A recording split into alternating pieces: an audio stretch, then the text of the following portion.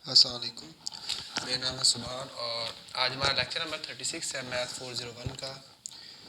और आप लोगों से रिक्वेस्ट है काइंडली चैनल को सब्सक्राइब कर दें, लाइक कर दें और वीडियो को शेयर करें अगर आप लोगों को पसंद आए तो, और ज़्यादा सपोर्ट करें ताकि हम इस सिस्टम को और ज़्यादा बढ़ा सकें, क्योंकि वर्चुअल स्टूडेंट्स को अक्सर ही इशूज़ रहते हैं इन चीज़ों के लिहाज से। सो हमारी कोशिश है कि हम इस सिस्टम को और ज़्यादा बढ़ा सकें ताकि हर एक की हेल्प हो सके, और मोस्टली तौर पर तो उसमें आप लोगों की ये छोटा सा कंट्रीब्यूट हो जाएगा हमारी तरफ। So it is a request and kindly इसके ऊपर गौर करें। अच्छा जी, हमारा लेक्चर नंबर 36 जो है वो सेम उसी चीज़ के ऊपर चल रहा है कि systems of linear differential equations. अब हमने पीछे जो मेथड पढ़ा था वो सिंपल मेथड था, जैसे पीछे चलते आ रहे थे। अब हम थोड़ा सा ना मैट्रिक्स की तरफ जा रहे हैं, तो अब हम इसी को जैसे पीछे सॉल्व किया वैसे ही करना, वही सोल्यूशन है, हमने वही सोल्यूशन ही निकालना है। पर इसके अंदर ना अब हमारे पास ये है कि थोड़ा सा नॉन होमोजीनियस इक्वेशंस की तरफ हम जाएंगे। इनकी तरफ नॉन होमोजीनियस। चलिए, नॉन होमोजीनियस को ना ये करने में हमें थोड़ा सा ज़्यादा हेल्पफुल हो जाएगा इस मेथड से, तो इसलिए हम इनको नॉन होमोजीनियस डिफरेंशियल इक्वेशन के लिए सॉल्व करने का मेथड है अपना।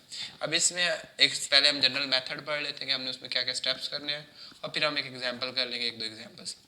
तो जी पहले है जी L1, L2, L3 and L4 not linear differential operators. इन ये लीनियर डिफरेंशियल ऑपरेटर कहते हैं विद कांस्टेंट कोफिशिएंट, यानी कि हम ये एक समझ जनरल फॉर्म बना रहे हैं, एक फार्मूला टाइप बना रहे हैं। तो उसके अंदर ये जो L1, L2, L3 and L4 है, ये क्या है, एक डिफरेंशियल ऑपरेटर्स है और इनका कोई कांस्टेंट कोफिशिएंट की तरह, यानी कि जैसे हम लिखते हैं ना 2dx d/dt।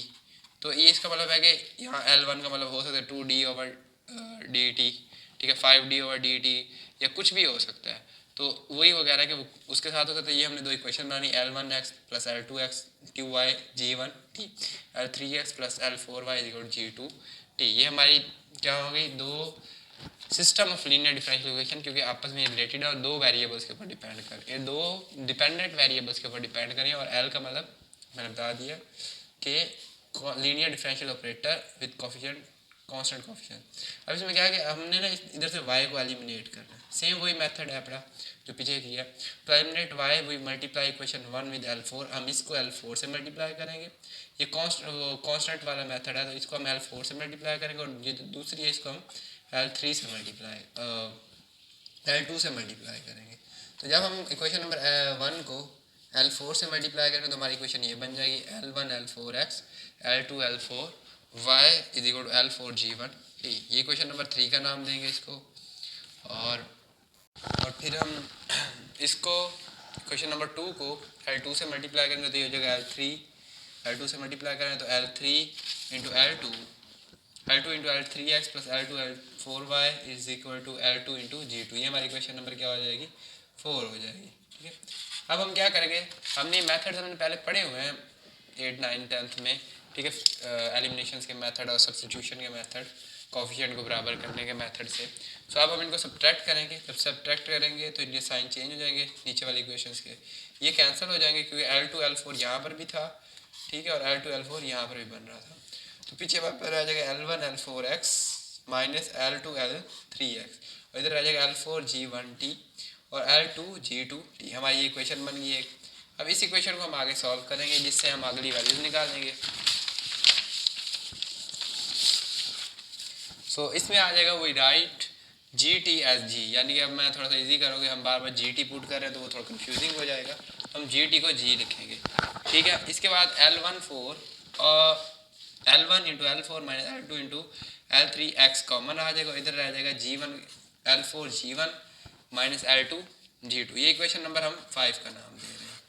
Same steps follow to get equation for y। So अब आप ऐसे ही क्या करेंगे, यहाँ पर हमने x एलिमिनेट किया, y एलिमिनेट करने के लिए आप क्या करेंगे, L3 और L1 को मल्टीप्लाई करवाएंगे, तो आपके पास y के लिए ये इक्वेशन बन जाएगी L1 L4 minus L2 L3y is equal to L1 G2 L3 G1। अब इस साइड इक्वेशन को देखें तो ये दोनों के लिए सेम ही है, ठीक है, इसमें कोई चेंजिंग नहीं आएगी। We can write this equation in matrix form, then equation 5 and 6, because ये दोनों इक्वेशन सेम है तो हम इसको अब मैट्रिक्स फॉर्म में लिखते हैं। तो इन इक्वेशंस को पूरी को यहाँ से ये हिस्सा और ये दोनों सेम है तो इनको हम एक बार लिखते हैं, तो L1 इंटू L4। अब आपको पता है डिटर्मिनेंट्स के हमने मेथड में लिखना है इसको, तो L1 इंटू L4 इसको इससे मल्टीप्लाई करेंगे और इसको इससे, तो ये इक्वेशन बन जाएगी हमारी। तो इस इक्वेशन को हम इस पैटर्न में भी लिख सकते हैं। इसी तरह ये दूसरा डिटर्मिनेंट इसके लिए, L4 G1 minus L2 G2। तो क्या है, G1 को हम इधर लिख लेंगे, x के अंदर आपने G1 को इधर और G2 को उधर, उसमें उधर।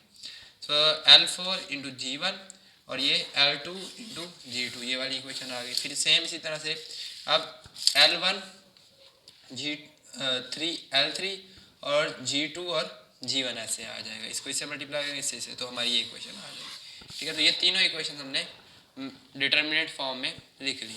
अब हम इनको आगे सॉल्व करते हैं। तो हमारी जो इक्वेशंस बिकम, जो हमने पीछे इक्वेशन बनाई थी, ठीक है, यहाँ ये वाली इक्वेशंस अब इनकी जगह पे हम डिटर्मिनेंट लिखेंगे, यहाँ x और इधर भी एक डिटर्मिनेंट आ जाएगा। ठीक है, तो हमारा ये एक मैट्रिक्स का डिटर्मिनेंट वो वाला आ गया इंटू एक्स और ये दूसरा डिटर्मिनेंट आ गया। फिर इस तरह से y के लिए इन दोनों के सेम आएगा क्योंकि इनकी वैल्यू सेम थी, L1 L4 minus L3 L2, या L2 L3 लिखे कोई फ़र्क नहीं पड़ेगा। और इधर इसकी भी वैल्यू आएगी G1 L4 minus G2 L2। तो इसके लिए हमने ये डिटर्मिनेंट और इसके लिए दूसरा डिटर्मिनेंट निकाल लिया। अब अगले स्टेप्स मैंने लिख दिए हैं और उसको हम अब एग्जाम्पल में सॉल्व करें। तो इसके बाद हम जब भी क्या होगा, आपको एक इक्वेशन देंगे तो उनको आप मैट्रिक्स फॉर्म में ले आओगे, डिटर्मिनेंट फॉर्म में ले आओगे। उसके बाद पहला स्टेप, उसके बाद क्या करोगे, after this step create auxiliary equation. इससे हम क्या बनाएंगे, ऑक्सिलरी इक्वेशन बनाएंगे, वो भी हम आगे बना के देखते हैं। तो अब आपको पता है क्योंकि इक्वल के इस साइड पर भी हमारे पास फंक्शन है, उस साइड पर भी फंक्शन है, तो ये एक नॉन होमोजीनियस इक्वेशन है। ठीक है, नॉन होमोजीनियस इक्वेशन सॉल्व करने के लिए हमने मिड में भी पढ़ा है, फाइनल में मैं 23rd 4th लेक्चर मैंने अच्छे से आपको समझा दिया था। सो कंप्लीमेंट्री फंक्शन को सॉल्व करने के लिए हम दो तरह से लेते हैं, each of this differential equation. तो ये दोनों कंप्लीमेंट्री फंक्शन है, तो इसमें क्या होगा, find the particular integral X P and Y P. तो हम इसके लिए एक्स पी और इसके लिए वाई पी फाइंड कर रहेंगे पहले using method of undetermined coefficient. Undetermined coefficient के पहले कंप्लीमेंट्री फंक्शन यूज कर लेंगे एक्स ऑफ सी, जो कि हम किससे मेथड से सॉल्व करते होते हैं, ऑक्सिलरी इक्वेशन के मेथड से। फिर हम इनके पार्टिकुलर फंक्शंस फाइंड कर लेंगे जो कि अनडिटरमाइंड कोफिशिएंट के मेथड से यूज कर सॉल्व करते होते हैं। अब यहाँ x का जो आंसर होगा, यानी कि आपका जो x ऑफ t होगा वो x c plus x p होगा, यानी complementary function plus particular integral, और इस तरह x c y p into y c. फिर क्या होगा कि ये दोनों जब हमारे पास आ जाएंगे तो हम इनको, आपको पता है, उस डिफरेंशियल इक्वेशन में पुट करेंगे और उस डिफरेंशियल इक्वेशन के बाद आगे बाद कांस्टेंट की कोई ना कोई आंसर आ जाएंगे। उन कांस्टेंट के आंसर से ये होगा कि आपके जो फंक्शन है वो रिड्यूस हो जाएंगे और इजी मेथड में आ जाएंगे। क्वेश्चन की तरफ चलते हैं, एग्जाम्पल। तो ये आपका क्वेश्चन है 2dx और dt minus 5x plus dy by dt is equal to et। ये हमारा g हो जाएगा और ये हमारा वो हो जाएगा इधर ये। अब यहाँ पर हम क्या लेट करेंगे, d is equal to D over T, जैसे कि हमने पिछले लेक्चर के अंदर लिया था। तो यहाँ d ओवर dt की जगह पे यहाँ पर भी हम d लिख लेंगे, यहाँ पर भी d लिख लेंगे, इधर भी d लिख लेंगे और इधर भी d लिख लेंगे।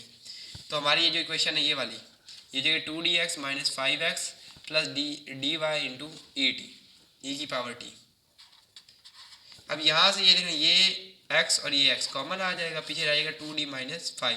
उस टाइम पर जो L1 था वो इसको शो कर रहा था और L2 इसको शो कर रहा था। इधर से अब हमारी जो दूसरी इक्वेशन है इसमें भी ये dx और ये इसको हम क्या कर लेंगे, d के बराबर लेट कर लेंगे। अब इन दोनों में से भी x कॉमन आ जाएगा तो यहाँ आ जाएगा d माइनस 1, ये L3 एंड L4। तो आपको याद होगा जो हमारा पहला डिटर्मिनेंट बना था वो था L1 L2 L3 and L4। तो L1 हमारा था 2d माइनस 5, L2 d है पड़ा, L3 हमारा क्या है पड़ा d minus 1 and L4 d है। इस तरह से उसमें हमने पहले x वाले में हमने यहाँ पर जब x वाला फंक्शन रखना था, x वाला डिटर्मिनेंट फाइंड करना, उसमें हमने पहले ये वाली साइड रखी थी, यहाँ पर आ रहा है et और यहाँ आ रहा है 5et e की पावर t, और दूसरी बार हमने ये वाले फंक्शन रखे d एंड d। इसी तरह से फिर हमने क्या किया था कि इस साइड वाले फंक्शंस को रहने दिया था और उस साइड पर हमने जो था G1 और G2 पुट किया था। तो ये हमारे तीन डिटर्मिनेंट बन गए। अब हम इनको आगे वही डिटर्मिनेंट के मेथड से सॉल्व करेंगे जो डिटर्मिनेंट का मेथड हम पीछे 9th 10th first year second year में करते आए हैं। सो फर्स्ट डिटर्मिनेंट पहले हम फाइंड करते हैं जो कि हमारा मेजर डिटर्मिनेंट था L1 L4 minus L2 L3। तो इसको इससे मल्टीप्लाई करेंगे, इसको इससे 2d minus 5 multiply by d और d माइनस 1 इंटू डी। ये मल्टीप्लाई होगा तो 2d स्क्वायर इन माइनस 5d, ये इधर मल्टीप्लाई होगा तो d square into plus d minus minus plus. So 2d square में से d स्क्वायर माइनस, तो d स्क्वायर माइनस 4d आपका फर्स्ट डिटर्मिनेंट, इसका आंसर आ गया। अब हम फर्स्ट इक्वेशन सॉल्व करते हैं फॉर y के लिए। तो y की इक्वेशन ये थी, इधर आ जाएगा L1 L4 वाले, यानी कि ये वाला डिटर्मिनेंट आ जाएगा और उस साइड पर आपका जो वाई के लिए स्पेशल डिटर्मिनेंट बना था वो आ जाएगा। सो इसका तो हमने आंसर सॉल्व कर लिया, ये आ जाएगा डी स्क्वायर माइनस 4d। उस साइड को जब हम सॉल्व करेंगे तो ये 2d माइनस ये आ जी 2 into D minus 5 2d minus 5 into E T, और ये इससे मल्टीप्लाई होगा 5et से, और ये इससे मल्टीप्लाई होगा d minus 1 into E T. अब यहाँ को जब मल्टीप्लाई करेंगे तो ये जाएगा 5 टू द 10 डी की ई टी, 5 5 25 ई की power T, d derivative of e की पावर टी, एंड ये सिंपल आ जाएगा ई की पावर टी। ठीक है, अब यहाँ पर डेरिवेटिव का मतलब आपको पता है ई की पावर टी का जब डेरिवेटिव लेंगे तो ये आ जाएगा सिंपल ई की पावर टी और 10 25 ई की पावर टी, वैसे डेरिवेटिव ऑफ ई की पावर टी होगा ई की पावर टी और ये प्लस ई की पावर टी, आपस में कैंसिल। 25 में 10 माइनस होंगे तो हमारे पास जो इसके लिए आ जाएगा वो आ जाएगा 15 ई की पावर टी। क्लियर होगी बात। अब हम एक्स के लिए सॉल्व करते तो एक्स के लिए जो हमारी इक्वेशन बनी थी वो ये वाली इक्वेशन बनेगी। ठीक है, तो इसको सॉल्व करने के लिए क्या होगा, हमने सिंपल इसको तो हमने पहले ही सॉल्व कर लिया बाय सॉल्विंग, इसको हमने जब सॉल्व किया सॉल्व बिफोर तो ये हमारा आंसर आया था डी स्क्वायर माइनस 4d। इसको जब सॉल्व करेंगे तो इससे मल्टीप्लाई होगा और ये इससे, सो ये हो जाएगा डेरिवेटिव ऑफ ई की power T minus derivative of 5 E की पावर टी। जब आप इसका डेरिवेटिव लेंगे तो आपका आंसर वही आएगा, तो हम इसको कैंसिल कर देते हैं। ई की पावर टी में से माइनस 5 ई की पावर टी करेंगे तो हमारे पास आएगा 4 ई की power T into D square minus 4 D into x. ठीक है, इधर हमारा आ जाएगा D square minus 4d y minus 5t। This equation has xc and xp solution, यानी कि ये हमारा xc का सोल्यूशन है, ये xc है बड़ा कम्प्लीमेंट्री फंक्शन, और ये जो है ये हमारा xp है कम्प्लीमेंट्री फंक्शन। ये अब हमारा x वाला आ गया, इसमें से हमने xp अलग कर लिया। इस साइड वाला हमारा क्या होगा पार्टिकुलर फंक्शन, इसको हमने फाइंड करना, और जो इस साइड पर लिखे हुए ये हमारे कम्प्लीमेंट फंक्शन है। अगर आप कम्प्लीमेंट फंक्शन को देखें तो दोनों इक्वेशन का कम्प्लीमेंट फंक्शन यही आ रहा है, बस इधर एक में एक्स और इधर वाई है जो कि वैसे ही निगलेक्ट हो जाना है। तो डी स्क्वायर माइनस 4d दोनों इक्वेशन में आ रहा है, तो हम इसको एक बार सॉल्व कर लेंगे। So d square minus 4d x, इसकी ऑक्सिलरी इक्वेशन क्या बनेगी ये आपको बनानी आती है, एम स्क्वायर माइनस 4m बन जाएगी। इसको जब सॉल्व करेंगे तो आपके पास दो आंसर आएंगे, एक आएगा m इज इक्वल टू 0 और दूसरा आएगा m2 is equal to 4। As we have discussed auxiliary equation has the same roots for x and y function, यानी x और y के लिए एक जैसे रूट है क्योंकि एक ही इक्वेशन बन रही है डी स्क्वायर माइनस 4d, तो ये आ जाएगा। अब हमारा एक्स सी का होता है c1 ई की पावर m1t और c2 ई की पावर m2t, तो ई की पावर m1 हमारा 0 है तो ये 0 हो जाएगा, और ई की पावर 0 1 के इक्वल, और m2t 4 और ये हमारा 4t, तो हमारा x ऑफ c ये आ जाएगा। और इस तरह y ऑफ c के अंदर भी पुट करें तो आपका y ऑफ c ये आ जाएगा c3 प्लस c4 ई की पावर 4t। ये मैंने कल बताया था क्योंकि हमारे ये एक सिस्टम है अपना, तो इसके अंदर कॉन्स्टेंट आप सेम नहीं रख सकते, तो एक्स सी के अंदर c1 और c2 यूज होता है, वाई सी की जगह पे c3 एंड c4 यूज होता है।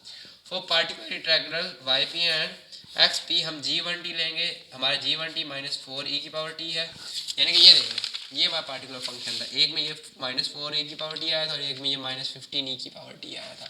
तो g1 जो x वाला था वो है माइनस 4 ए की पावर t और g2 माइनस 15 ई की power T. We assume that undetermined coefficient का मेथड जो था उसके अंदर जो e की पावर t के लिए होता है ना अनडिटरमाइंड कोफिशिएंट वो होता है a इंटू ई की पावर t, और इधर अब x के लिए हमने a यूज़ किया तो y के लिए हम क्या यूज़ करेंगे b इंटू ई की पावर t। डेरिवेटिव लेंगे तो डेरिवेटिव ऑफ एक्स पी यानी कि single derivative of x P वो ए ई टी रहेगा, डबल डेरिवेटिव भी वही रहेगा क्योंकि ई का डेरिवेटिव वही होता है और ए एक कांस्टेंट है। इस तरह वाई पी का भी हम सेम उसी तरह से लेंगे, तो हमारे ई के लिए डेरिवेटिव चेंज होता है तो वो जितने मर्जी डेरिवेटिव लेंगे वही आंसर आते रहेंगे। तो इनको अब हम इक्वेशन के अंदर पुट करते हैं। हमारी जो इक्वेशन बनी थी ये वाली एक्स के लिए हमारी ये इक्वेशन बनी थी, ठीक है, फंक्शन बना था। So d square minus 4d into x into minus 4e t, ये हमने कहाँ बनाई थी, हमने लास्ट जो जब इक्वेशंस कर रहे थे जब हमने ये डिटर्मिनेंट फाइंड किए थे तो ये इक्वेशन हमने बनाई थी। ये देखें अब हमने इसके अंदर जहाँ डी स्क्वायर है वहाँ ये पुट किया, हमने इसका सेकंड डेरिवेटिव पुट किया, जहाँ सिंगल डेरिवेटिव वहाँ सिंगल और जहाँ सिंपल है वहाँ सिंपल पुट करेंगे। तो डी स्क्वायर की जगह पे डी स्क्वायर एक्स की जगह पे ए की पावर ई टी, डी की पावर एक्स की जगह ए की पावर ई टी, और ये वैसे है वैसे।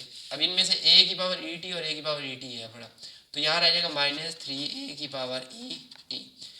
ये माइनस 3 ई टी से ई टी कैंसिल हो जाएगा, ये माइनस 3 इधर आके डिवाइड हो जाएगा, माइनस से माइनस कैंसिल, तो ए का आंसर आ जाएगा 4/3।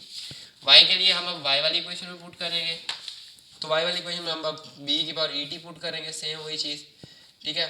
अब यहाँ से e की पावर t से e की पावर ये 4 में ये गया तो -3bt, e की पावर t से e की पावर t का आंसर माइनस से माइनस का 3 इधर आके डिवाइड होगा तो b का आंसर हमारे पास आ जाएगा 5। So xp is equal to a की power et and yp is equal to b की पावर et। तो a का आंसर आया 4/3 और b का आंसर आया 5। तो ये हमारा xp और yp आ गया। तो हमारा जो जनरल सोल्यूशन बनेगा, तो जनरल सोल्यूशन में क्या करते हैं हम xc इंटू xp लिखते हैं, यानी कि complementary function and particular integral को प्लस करते हैं तो हमारा टोटल फंक्शन आता होता है। So x c is equal to x c plus x p. तो हमारा जो एक्स सी आया तो वो c one into c two e की पावर 40 और ए की पावर जो हमारे पास आंसर आया वो ये आया। वाई का भी इसी तरह से करेंगे तो सी थ्री इंटू सी फोर ई की पावर 40 और 5 ई की पावर टी। इक्वेशन 1 इक्वेशन 2 ये एक्स और वाई की वैल्यूज आ गई। अब हमने इनको सब्सटीट्यूट करके अपने कॉन्स्टेंट्स की वैल्यू निकालनी है। तो हम इसको इक्वेशन नंबर 1 के अंदर सब्सटीट्यूट करते हैं जो कि हमारी ये थी, इक्वेशन नंबर 2 के अंदर sorry. So D X minus X plus D Y is equal to 5 E की पावर टी। डी और एक्स का हमारा ये आ गया आंसर, एक्स यहाँ पे सिंपल ये आंसर आ गया जो हमने यहाँ निकाला ये वाला आंसर, और डी और वाई की जगह पे ये आंसर आ गया इज इक्वल टू 5 ई की पावर टी। अब हम इसका डेरिवेटिव लेंगे तो सी वन का डेरिवेटिव 0 होता है, सी टू 4 ई की पावर 4t का जो डेरिवेटिव होगा वो पावर स्टार्ट में t का डेरिवेटिव 1 और e की पावर 4t, तो ये आ जाएगा 4 e की पावर t। ठीक है, इस तरह अगर आप डेरिवेटिव लेंगे इसका तो वो यही आ जाएगा c1 का डेरिवेटिव 0,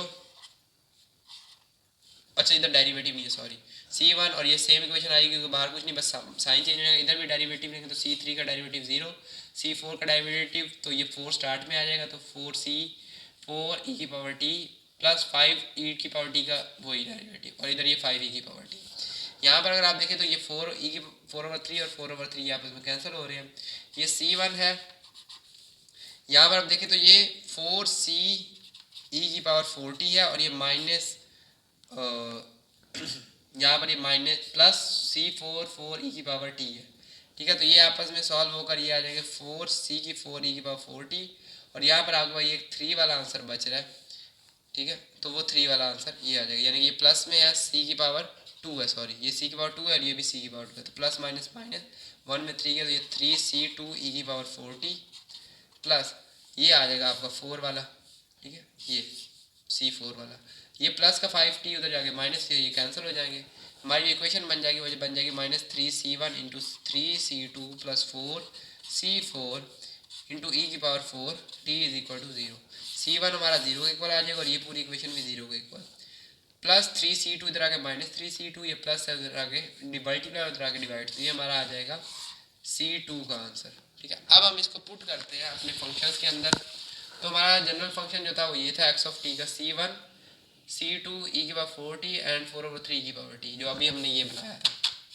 अब इसके अंदर हमने c1 हमने फाइंड कर लिया वो 0 के इक्वल है तो ये 0 आ गया, c2 ई की पावर 40 और 4/3, तो हमारा जो जनरल सोल्यूशन बनेगा c1 खत्म तो c2 ई की पावर 40 और ये आ जाएगा y ऑफ t। अब c की 3 भी हमारा वही c3 रहेगा। ठीक है, उसके बाद क्या होगा c4 हमने फाइंड किया है 3/4 c की पावर 4।